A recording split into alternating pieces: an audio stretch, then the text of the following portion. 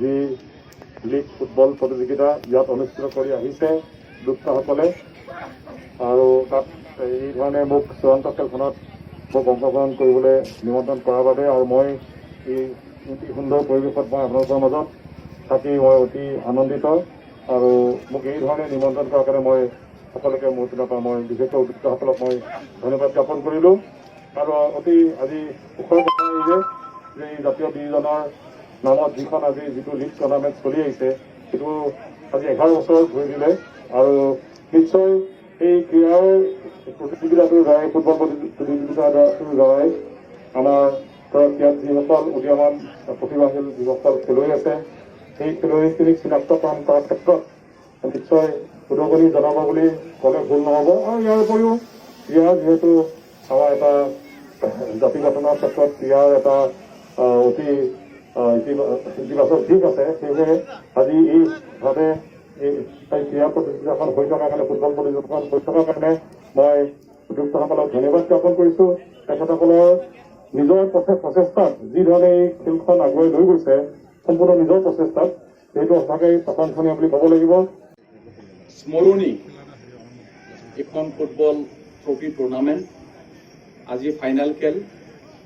সমূহ ৰাইজ ফুটবল প্ৰেমী ৰাইজ ইয়াত আপোনালোকে সকলোৱে গোট খাইছে আৰু দুয়োটা ফাইনেলৰ যিটো আমাৰ টিম আমি আশা কৰিম খুব ভালদৰে প্ৰতিযোগিতাটো হওক সকলো ৰাইজৰ মনটো যাতে দুয়োটা দলে আমাৰ মনবিলাক যাতে জয় কৰিব পাৰে আৰু এই ফুটবল খেলৰ মাজেদি স্বৰ্গীয় জিতেন ৰায় ডাঙৰীয়াৰ তেখেতৰ আত্মা স্বৰ্গতিৰ কাৰণে আমি সকলোৱে ঈশ্বৰৰ ওচৰত প্ৰাৰ্থনা জনাইছোঁ আৰু এই ফুটবল খেলাৰ মাজেদি তেখেতৰ যিটো চিৰ যোগামী হৈ পেলাই আমাৰ সমাজত আমাৰ অঞ্চলত তেখেতক আমি চিৰ যোগামী কৰাৰ কাৰণে যিটো প্ৰচেষ্টা এই আমাৰ উদযাপন কমিটি তথা ফুটবল খেলাটো পৰিচালনা কৰা আক্ৰাছৰ পৰা আৰম্ভ কৰি পেলাই যিটো আমাৰ পৰিচালনা কমিটি সকলোকে ধন্যবাদ জ্ঞাপন কৰি খেলখন উপভোগ কৰিম।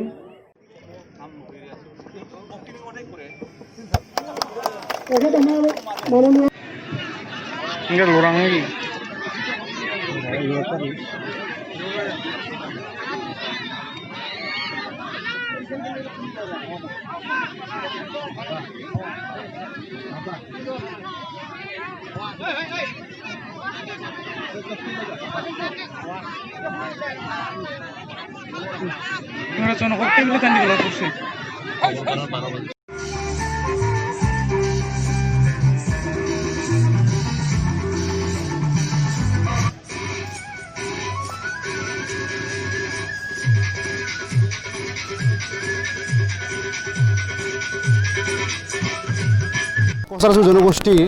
জাতীয় শ্বহীদ স্বৰ্গীয় জিতেন ৰায় মহাশয়ৰ আজি স্মৰণীত যি ফুটবল প্ৰতিযোগিতা আজি চূড়ান্ত ফুটবল প্ৰতিযোগিতা আৰু এই চূড়ান্ত ফুটবল প্ৰতিযোগিতা আজি বগৰপুৰ আৰু চহৰপাৰা দুখন আঞ্চলিকৰ মাজত হৈ আছে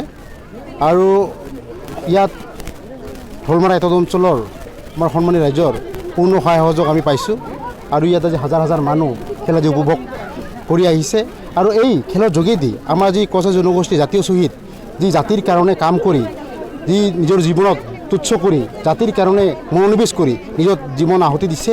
এই প্ৰতিযোগিতাৰ মাজেদি তেখেতৰ আত্মা চিৰশান্তি আমি কামনা কৰিছোঁ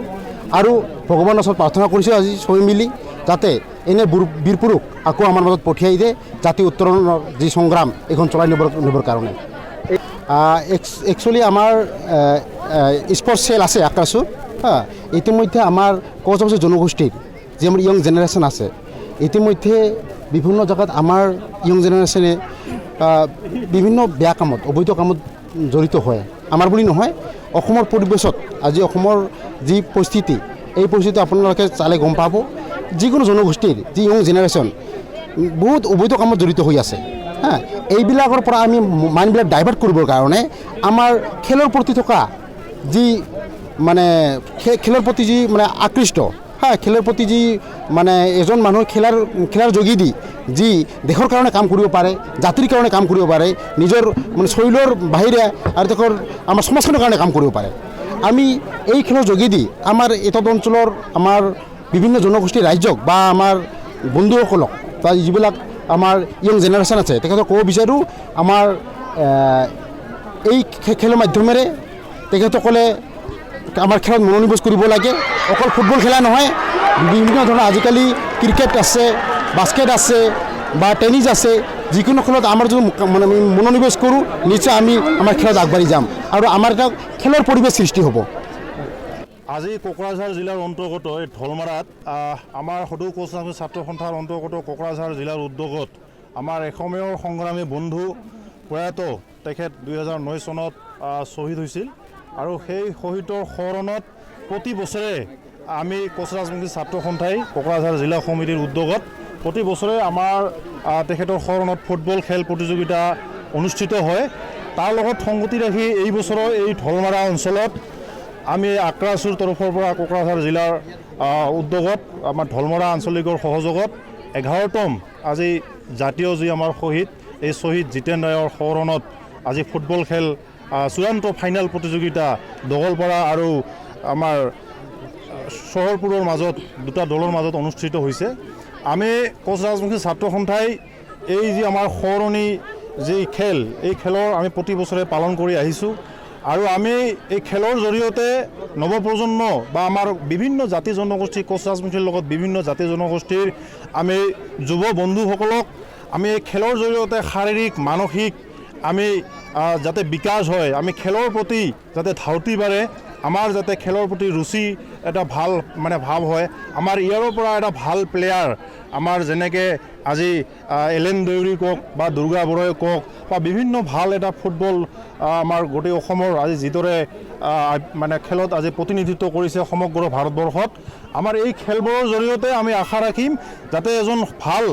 দক্ষ খেলুৱৈ ফুটবল খেলুৱৈ আমাৰ অঞ্চলৰ পৰা মানে বিকাশ হয়, এজন আৱিষ্কাৰ হয়, সেইটো আমি নৱপ্ৰজন্মৰ প্ৰতি আমি আহ্বান জনাইছোঁ।